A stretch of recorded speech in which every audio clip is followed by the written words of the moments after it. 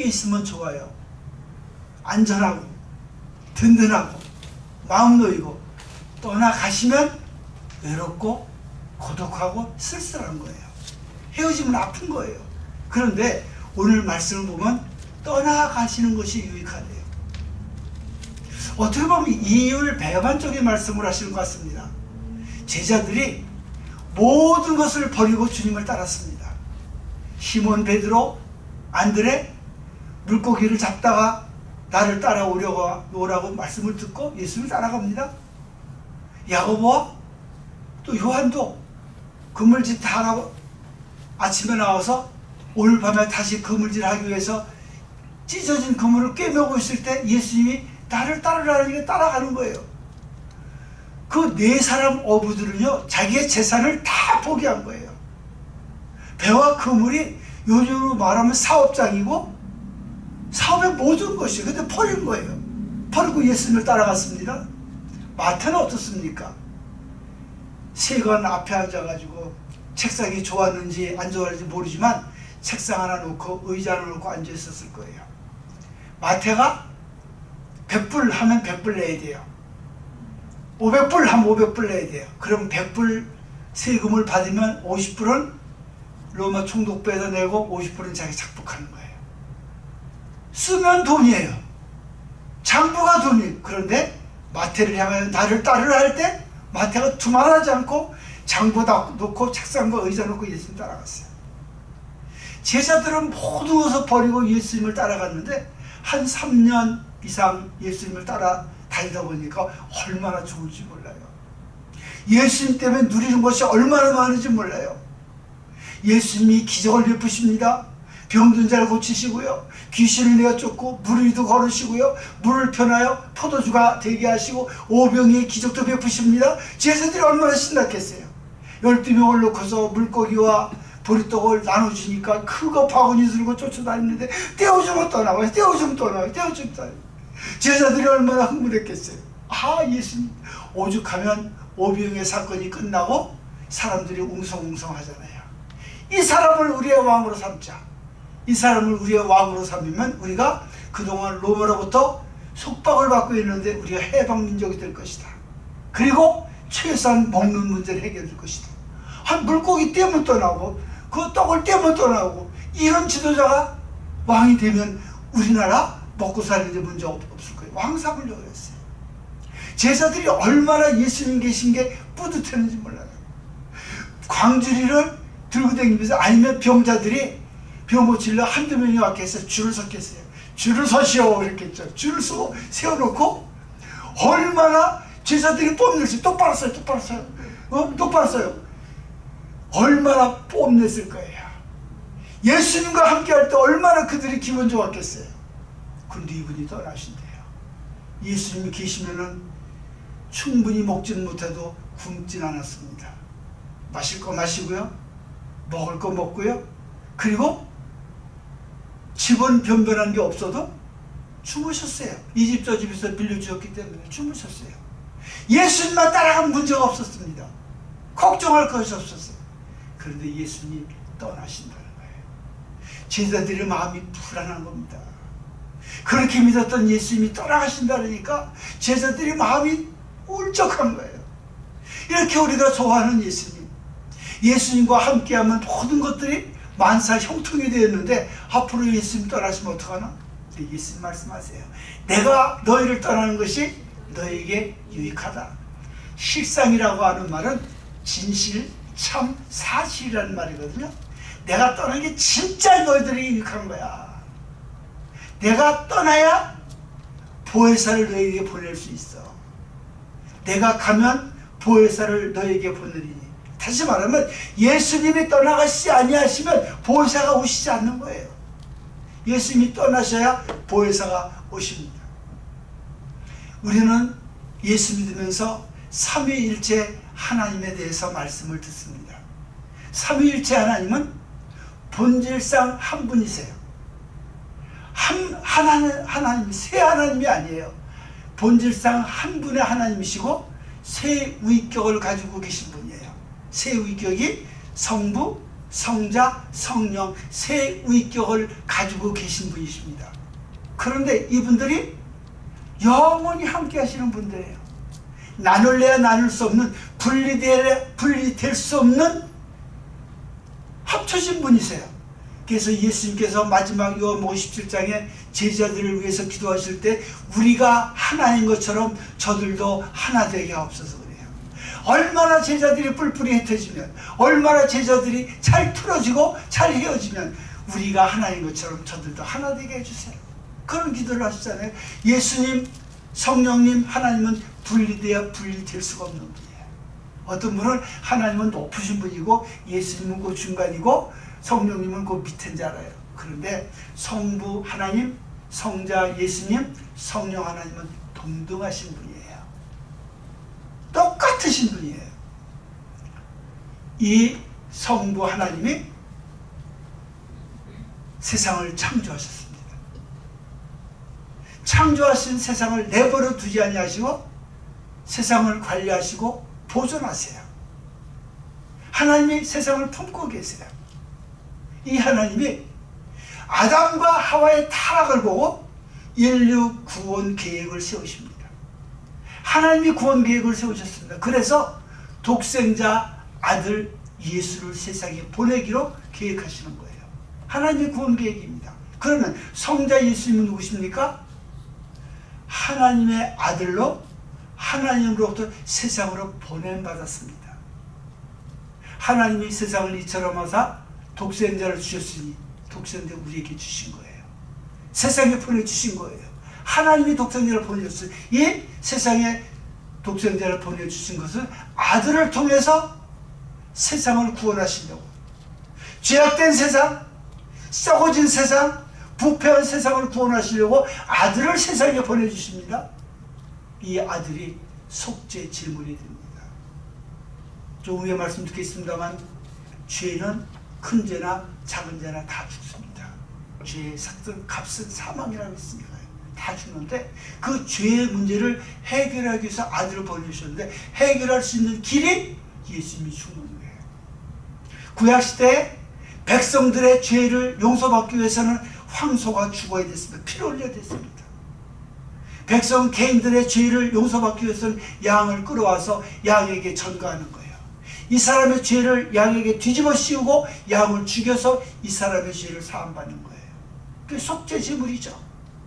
황소도 속죄제물이고 염소도 속죄제물입니다. 가난한 사람은, 양을 사올 수 없는 사람은 비둘기라도 사다가 비둘기 목을 꺾었어요. 꺾은다는 게 무슨 뜻입니까? 피를 흘렸다는 거예요.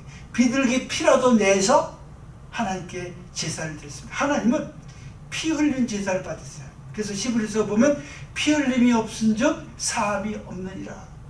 하나님이 받으시는 제사는 피가 있는 제사예요. 희생이 있는 제사예요. 예수님이 인류의 죄를 대신해서 십자가에서 못 박혀 주셨습니다. 예수님이 십자가 못 박혀 죽은 것이 하나님의 의를 이룬 것이고 십자가의 의입니다. 하나님이 예수를 십자가 못 박혀 죽게 했습니다. 속죄 제물로 죽게 하셨습니다. 속죄 제물로 죽으신 예수님은 대속의 제물이 되셨습니다. 대속은 예수님이 죄가 있어서 죽으신 것이 아니라 대신 죽은 거예요. 누구를 위해서? 저와 여러분을 위해서 대신 죽어주신 거예요. 대속의 제물을 주셨어요. 속량하셨어요. 우리의 죄를 대신 지불하셨어요. 값을 주고 지불하신 것이 십자가 사건입니다. 예수님은 하나님의 구원 계획에 따라 십자가로 구원을 완성하셨습니다. 예수님이 십자가에서 죽으신 것으로 끝난 것이 아니라 3일 만에 부활하셨습니다. 하나님이 예수님을 일으키셨습니다. 일으키셔서 사탄, 원수, 권세를 다 무너뜨렸습니다. 다 깨뜨려버렸습니다. 무너뜨려버렸습니다. 예수님 부활하심으로 온 인류의 심판자가 되십니다. 하나님께서 예수님에게 세상을 심판할 권세를 부여하십니다. 그리고 예수님이 중보자이십니다. 하나님과 하나님과 나 사이의 중보자는 예수님밖에 안 계세요. 신부님이 중보자가 아니에요. 목사님이 중보자가 아니에요. 하나님과 나와의 사이에는 예수님이 중보자 되세요. 그래서 예수님이 중보자 되셔서 하나님과 우리와의 관계, 하나님과 아담과의 관계, 원수되었던 관계를 중보자가 제물이 되심으로 말미암아 화해가 된 거예요. 화목이 된 거예요. 예수님의 역할입니다. 그러면 성령님은 어떤 분이십니까? 성령님은 예수님이 보내주시는 예수님의 영이세요. 가면 내가 그를 너에게로 보내리라. 그가 성령님이거든요. 보혜사거든요. 예수님의 영이세요. 이 보혜사 성령은 세상에 오셔서 예수님의 보냄을 받고 세상에 오셔서 예수님만을 증거하시는 영이에요. 예수님만의 영광을, 하나님의 영광을 올려드리는 분이 보혜사 성령님이세요. 그래서 보혜사 성령님을 예수님의 영이라고도 하고 하나님의 영이라고도 그럽니다. 예수님만을 증거합니다. 보혜사 성령이 오시면 사람을 거듭나게 합니다. 거듭나서 회개하게 하고 변화시켜서 구원케 합니다. 그래서 물과 성령으로 나지 아니하면 천국에 들어갈 수 없느니라. 예수님께서 니고데모에게 말씀한 거예요. 물과 성령으로 나지 아니하면 하나님 나라에 들어갈 수 없느니라.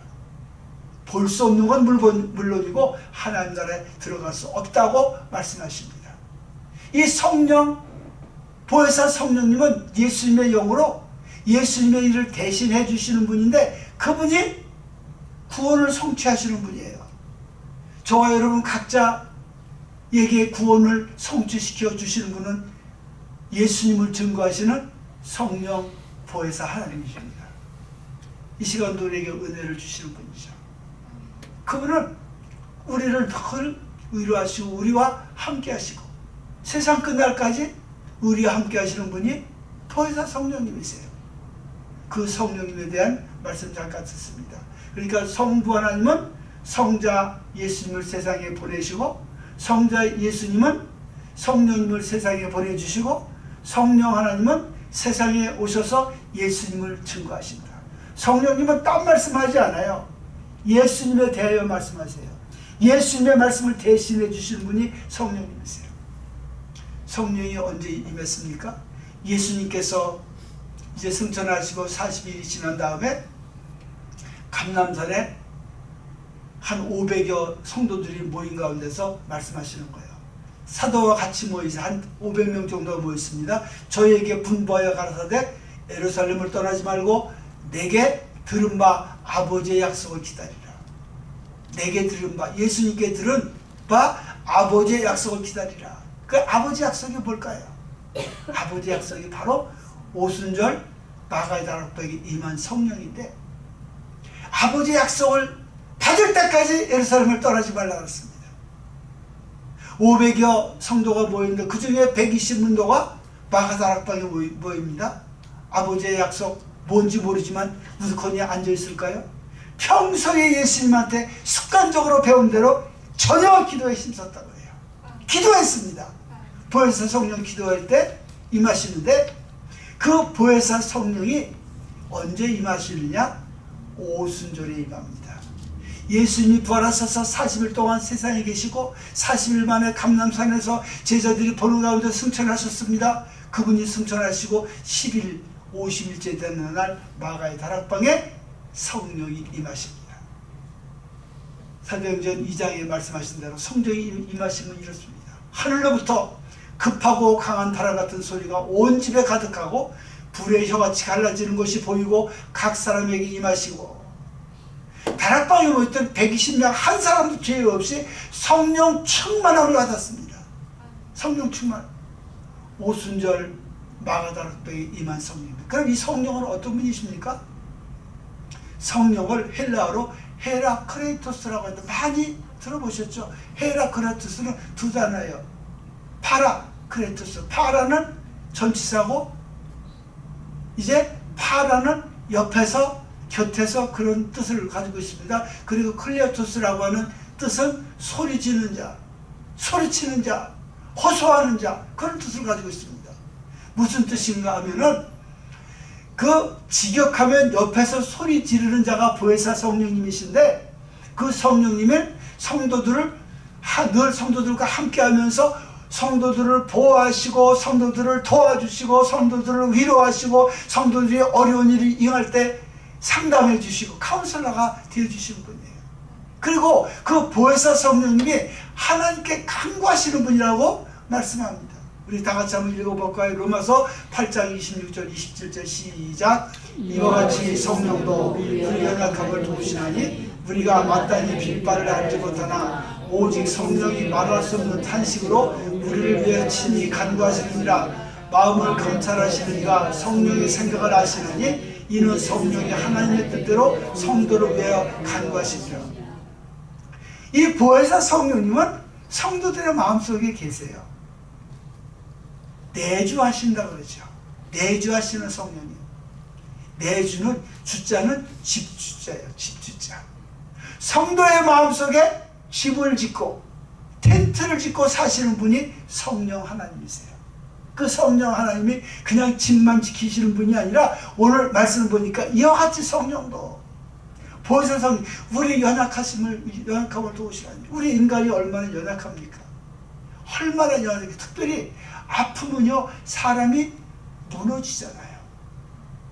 건강하게 살던 분이 병원에 가서 너 암이요 그러면은 그냥 절망하는 거잖아요. 믿음이 좋으신 분들은 제외고요. 구원의 확신이 있는 분들은 제외고요. 믿음이 없는 세상 사람들 얘기입니다. 얼마나 연약한지 몰라요. 그리고 우리 성도들 가운데서도 연약한 분들 있잖아요. 약한 분들 성령님이 도우신대요. 우리가 마땅히 빌바를 알지 못하나. 성령님은 어떤 분이신가 하면은 우리의 사정을 나보다 더 잘하시는 분이 성령님이세요. 우리가 하나님께 기도하는 것, 기도할 내용 잘 모를 때도 오락가락할 때도 성령님은 정확하게 하신대요. 내 사정을 나보다 더 잘하시니까. 우리는 5분 후에 있을 일 모르잖아요. 30분 후에 있을 일 모르잖아요. 아니 5분 후에 있을 일이 아니면 그 버스를 뛰어가서 탈 이유가 있습니까? 그냥 그 버스 놓치면 큰일 나니까 딱 뛰어가서 탔는데 그 버스가 5분도 못 가서 추락했어요. 안 타면 안 죽었는데 타서 죽었잖아요. 5분 후에 있을 일을 알았으면 그 사람이 버스 탔겠어요? 죽을 힘을 다해가지고 달려가서 버스 올라탔겠어요? 안 타죠. 저 차가 5분 있다가 굴러 떨어질 거 알면은 그 차 왜 타요? 안 타요. 우리 인생은 5분 후에 있어질 일을 모릅니다. 5분 후에 되어질 일을 모릅니다. 모르는 거예요. 그렇지만 우리 안에 계신 성령님은 아신다는 거예요. 성령이 말할 수 없는 탄식을 우리를 위하여 친히 간구하시니라. 우리를 위해서 대신 기도해 주시는 분이 성령님이세요. 하나님께 호소해 주시는 분, 하나님께 우리의 사정을 탄원해 주시는 분이 성령님이세요. 마음을 감찰하시니까 누굽니까? 하나님이시죠. 하나님이 우리 성도의 마음을 감찰하시는데 성령의 생각을 하시나니 하나님의 영이 성령이고 성령이 하나님의 영이니까 하나님은 성령의 생각을 알죠. 이는 성령이 하나님의 뜻대로 성도를 위해 간구하십니다. 우리는 잘못 기도할 때 있습니다. 우리의 판단이 옳다고 생각하고 잘못 기도할 때 있지만 성령께서 바로잡아주는 거예요. 아니야. 그게 하나님의 뜻이 아니야. 너는 그걸 원하는지 모르지만 하나님은 너에게 그거 원하지 않아. 그러니까 하지마. 그거 하지마. 성령님이 하나님께 간구해 주시고 성도가 올바로 갈 수 있도록 인도해 주십니다. 이것이 성령의 역할인데 오늘은 성령께서 오시면 다른 부분에 대해서 사역하실, 일하실 것을 예수님께서 말씀하세요. 8절에 보면 그가 와서, 보혜사 성령이 와서 죄에 대하여, 의에 대하여, 심판에 대하여 세상을 책망하시리라. 죄와 의와 심판에 대해서 세상을 책망하시리라. 보혜사 성령님은 성도와 늘 함께 하시는 분이신데 오늘 보니까 세상을 책망하시리라 그러거든요. 이 세상은 예수 믿지 않는 사람이에요. 하나님을 원수처럼 생각하는 거죠. 하나님을 적대시하는 거예요. 하나님을 대적하고 예수 그리스도를 구원자로 받아들이지 않는 인간의 타락한 체계, 그게 세상이에요. 그게 세상이에요. 우리 가운데 하나님을 원수처럼 생각하시고 이 자리에 앉아 계신 분 혹시 계십니까? 안 계실 거예요. 한 분도 안 계실 거예요. 그런데 혹시 예수님을 믿지 아니하시고 믿는 척하면서 주일날 교회 오시는 분 계십니까? 아마 안 계시겠죠. 안 계셔야 돼요. 세상은 구원받지 못한 사람을 말합니다. 나무한테 책망하는 게 아니고요, 돌한테 책망하는 게 아니라 성령께서 책망하는 것은 타락한 인간들을 책망하는 거예요. 그리고 책망이 뭡니까? 엘렌코라고 써있죠. 사람이 잘못하면 좀 실수도 그냥 몰라서 실수하는 경우가 있는데 그냥 고의적으로 잘못하면 혼나잖아요. 혼나는 게 뭐예요? 혼나는 게 뭐예요? 회책이 맞는 거예요? 원래 뜻이 맞는지 모르지만 저는 그렇게 생각해요. 사람이 혼이 나가면 어떻게 되는 거예요? 죽는 거죠. 제 생각이 맞는지 안 맞는지 모르지만 저는 그렇게 생각해요. 너 그러면 혼날 줄 알아? 너 죽을 줄 알아? 그거 같아요. 혼이 나가면 죽는 거죠. 그냥 엘렌코라고 하는 그 헬라어 단어는 그냥 혼내키는 거, 야단치는 거, 그 정도가 아니라는 거예요. 엘렌코는 잘못을 폭로하는 거예요. 너 이런 잘못했지? 폭로하는 거, 드러내는 거예요. 그리고 폭로하는 뭐예요? 내가 깨달아야죠. 내가 죄인인 것을 깨달아야죠. 그리고 내가 죄인인 것을 인정하게 하는 것이 엘렌코라고 하는 단어입니다. 성령이 세상을 창망하시는데 믿지 않는 사람들을 향해서 죄인임을 인정해. 죄인임을 인정해. 세상을 책망하십니다.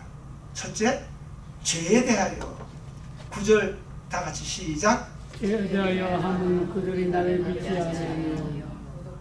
죄는 사람을 죽이면 죄고, 사기치면 죄고, 도둑질하면 죄고, 나쁜 짓하면 죄고 알았더니 그들이 나를 믿지 아니하며.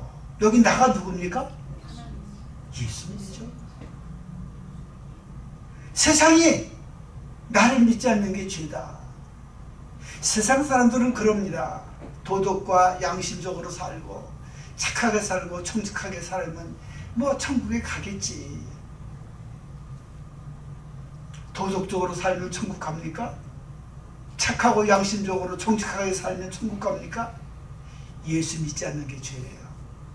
예수님이 단호하게 말씀하세요. 성령이 오셔서 죄에 대해서 가르쳐 주는데 죄는 예수를 그리스도 구원자로 믿지 않는 게 죄야. 성령께서 가르치는데 깨닫게 하신대요. 죄를 드러내는 것이 성령의 사역입니다. 로마서 6장 23절 보면 죄의 삭은 사망이요 그랬습니다.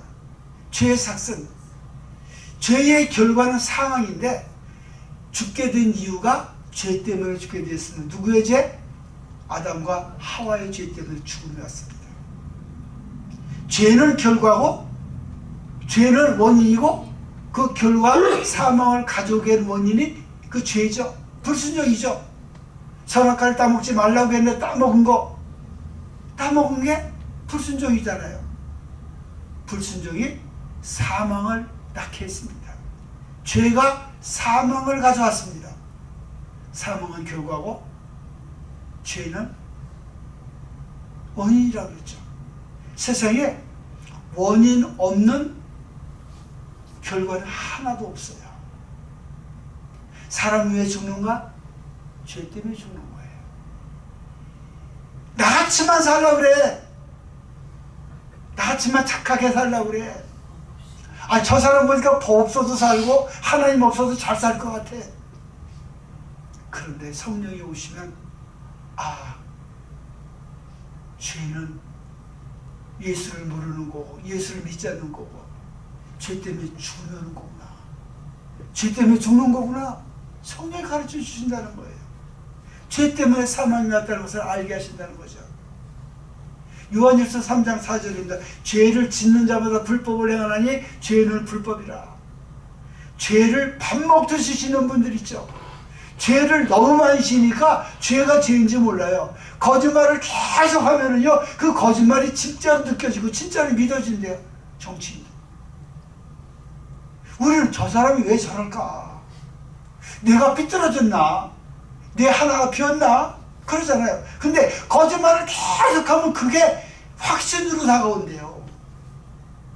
정치인들. 죄를 죄로 몰라요. 성령이 오시면 죄는 불법이야. 불법은 뭐죠? 법을 어기는 게 불법이잖아요. 하나님의 법을 어기는 게 불법입니다. 우리 삶의 습관과 행위 중 하나님 앞에 불경이 죄라고 믿어지면, 성령이 우리의 마음을 두드리면 우리의 삶의 변화가 일어날 수 있도록 도우시는 것이 성령의 역사입니다. 로마서 3장 10절 너무나도 잘 아는 말씀이죠. 기록된 바 의인은 없나니 하나도 없으며. 베드로가 자기 딴에는 정직하게 산다고 생각했어요. 죄 질 것이 없잖아요. 밤에 자면 눈 뜨고 일어나서 그물 들고 나가서 물고기 잡고, 물고기 잡은 거 새벽에 가서 그 시장에서 팔고 돈 받아오고, 죄 질 것이 없잖아요. 죄인이라고 생각해 본 적이 없어요. 베드로가 내가 죄인이라고 생각해본, 성경에는 없습니다만 죄인이라고 생각해본 적이 없는 것 같아요. 그런데 예수님을 만나고 예수님께 주여 나와 함께 있게 해주세요. 그랬어요. 주여 나를 떠나소서. 죄인이 하나님 앞에 설 수 없는 거예요. 죄인이 예수님 앞에 설 수 없는 거예요. 나를 떠났어. 죄인 것을 알게 되는 거예요. 성령은 그래서 하나님이 내 앞에 계시면, 하나님의 성령이 내 속에 계시면 내가 죄인인 것을 아는 거예요. 예수님이 구원자심을 알게 하며 그분을 영접할 수 있도록 가르쳐 주세요. 내가 죄인인 것을 알아야 의로우신 예수님을 영접할 수 있잖아요. 받아들일 수 있잖아요. 내가 의인인데 무슨 죄인이라고 고백합니까? 나처럼만 살려고 그러죠? 아닙니다. 성령은 죄에 대해서 책망하십니다. 그럼 의에 대하여 하면 내가 아버지께로 가니 너희가 다시 나를 보지 못하며. 성령께서 의에 대해서 가르쳐주고 계세요. 유대인들은, 세상 사람들은 예수님을 정죄하고 십자가에 못 박혀 죽였습니다. 정죄는 뭡니까? 죄를 정하는 거잖아요. 공산주의자들도 사람을 죽일 때 그냥 죽이지 않고 죄를 정해놓고 죽인대요. 그 생각이 나요. 한국에서 그 방통위가 있어요. 방송통신위원회가 있어요. 나가라도 안 나가니까 법을 만들었어요. 그 방송통신위원회를 없애버렸어요. 그리고 뭐 미디어 방통위가 뭘 만들어가지고 그 자리를 없애버리니까 그 위원장이 있을 자리가 없어서 나갔어요. 법을 만들어서 사람을 쫓아낸다니까요.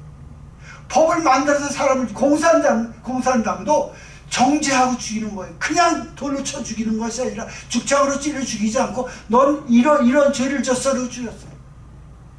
법을 만들어서 그 법에 의해서 죽였습니다. 유대인들이 예수님을 십자가 못 박혀 그냥 죽은 것이 아니라 예수님을 정죄했습니다. 유대인들 중에 누가 죽였는지 아세요? 제사장들과 서기관들이 죽였습니다. 종교 지도자들, 최고 지도자들이에요. 성전을 맡은 분들, 율법을 가르치는 분들, 백성 위에 군림하는 분들, 그 사람들이 예수님을 죽였습니다. 정죄했습니다. 무슨 죄로요? 신성모독죄로. 쥐가 목수의 아들인데 하나님의 아들이래? 나를 본 자를 아버지를 보았거늘 왜 아버지를 보이라 하느냐? 성전을 하루 만에 3일 만에 질 거야? 성전을 건드리는 것은 그들에게, 유대인들에게는 굉장한 그 신성모독이거든요. 예수님이 하나님이라고 그러죠. 성전을 헐어버리라고 그러죠. 제사장들이나 서기관들에게는 죽여야 될 존재예요. 없어야 될 정도예요. 그래서 그들이 회의를 해요. 성경에 보면 결안했다, 결의했다 그래요. 그냥 십자가에 못 박혀 죽으라고 총독한테 내준 것이 아니라 그들이 회의를 했다니까요. 죽여 마땅할 죄인으로 총재하고 빌라도 총독에게 넘긴 거예요. 유대인들은 예수님을 총재했습니다. 그렇지만 유대인들이 총독의 손에 의해서 예수님을 죽게 했지만 예수님은 죽으시고 3일 만에 부활하셨어요. 하나님이 예수님을 부활시키셨습니다. 예수께서 부활하심으로 말미암아 하나님께서 예수님이 참 의인이심을, 의로우심을 세상에 공개적으로 선포한 사건이 부활 사건입니다. 예수님이 만약에 부활하지 못했다고 하면은 그냥 중고로 끝났겠죠. 저와 여러분은 무슨 소망이 있겠습니까? 예수께서 부활하심으로 말미암아 하나님의 의를 세우시고 공개적으로 예수님만이 참 의로우심을 선언하신 거예요. 십자가와 부활로 말미암아 예수님이 참 의로우심을, 의인되심을 인정받게 된 것입니다. 그게 하나님께서 의에 대한 그 생각을 그렇게 가지고 계신다고 하는 것입니다. 그러므로 사람이 의롭다 하심을 얻는 것은 율법의 행위가 있지 않고 믿음으로 되는 줄 우리가 아노라. 그러면 이 어떻게 하면 의로워지나? 의롭지 않고는 천국에 들어갈 수 없는데 어떻게 하면 의로워지나? 그래서 하나님께서 모세에게 율법을 13가지를 주십니다. 13가지를 다 지키면 구원받는데 13가지 중에 한 가지라도 지키지 못하면 구원받지 못합니다. 그래서 예수님이 십자가 못 박혀 죽으신 것은 율법의 요구를 이루어 주신 거예요. 율법을 지키면 살고 율법을 지키지 않으면 죽는데 세상 사람들이 다 죽게 생겼잖아요. 한 사람도 율법을 지킬 수 없잖아요. 612개를 지킬 수도 없지만 한 가지만 어겨도 그 어기는 것 때문에 지옥 가야 되는 거예요. 율법의 요구는 지켜! 그러면 살고 안 지키면 죽는 거야. 못 지키면 죽는 거야. 그 율법의 요구를 예수님이 죽으심으로, 대신 죽으심으로, 저와 여러분을 위해서 대신 죽으심으로 율법의 요구를 이루어 주셨습니다. 율법은 의로워질 수가 없습니다. 예수님의 율법의 요구를 이루시고 대속의 죽음을 죽였습니다. 너희가 그 은혜를 인하여 믿음으로 말미암아 구원을 얻었나니 이것이 너에게서 난 것이 아니라 하나님의 선물이라. 행위에서 난 것이 아닌 누구든지 자랑치 못하게 하리라. 여기서 은혜는 십자가의 은혜입니다. 우리는 율법이나 행위로 구원받을 길이 없기 때문에 예수님이 독생자를 세상에 보내주시고 십자가에 죽이심으로 말미암아 속죄 제물이 되게 하심으로 말미암아 그 십자가의 은혜, 그 십자가의 은혜를 믿기만 하면 구원받는, 그래서 이신칭이에요. 믿음으로 얻는 의로움. 저와 여러분이 의롭지 않으면 천국 못 갑니다. 그 의로워지는 유일한 길이 예수님을 믿는 겁니다. 예수님을 주님과 그리스도로 믿고 그분의 뜻을 따르는 겁니다. 믿음으로 말미암아 얻는 구원.